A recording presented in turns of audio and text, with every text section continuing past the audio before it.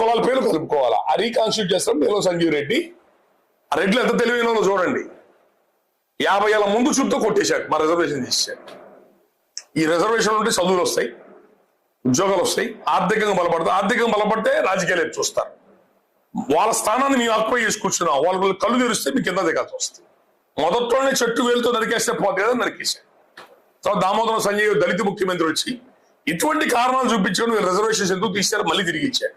ఒక 5 సంవత్సరాలనే కొన్ని 100,000 ఉద్యోగాలు, గవర్నమెంట్ స్కూల్స్ కాలేజీలో సీట్లు వచ్చినాయి. మళ్ళీ బ్రహ్మానంద రెడ్డి ముఖ్యమంత్రి కొంటే ఇదే నీలం సంజయ్ రెడ్డి పిసి ప్రెసిడెంట్ కొంటే బ్రహ్మానంద రెడ్డిని ముందు పెట్టి మళ్ళీ రిజర్వేషన్ ఇచ్చేసారు. అప్పటి నుంచి ఇప్పుడు దాకా మా కొత్త ఇవ్వమన్నట్లా తీసేసి రిజర్వేషన్లు ఇవ్వండిరా. భారతదేశంలో ఏ కులానికన్నా కొత్తగా రిజర్వేషన్లు ఇచ్చారు తప్ప ఏ జాతికి ఉన్న రిజర్వేషన్ తీయడం జరగలేదు భారతదేశ చరిత్రలో. మాకు దరిద్రం ఎందుకు, మమ్మల్ని ఎందుకు తీశారు రా? తెలంగాణ మున్నూరు కాపులకు తీశారు.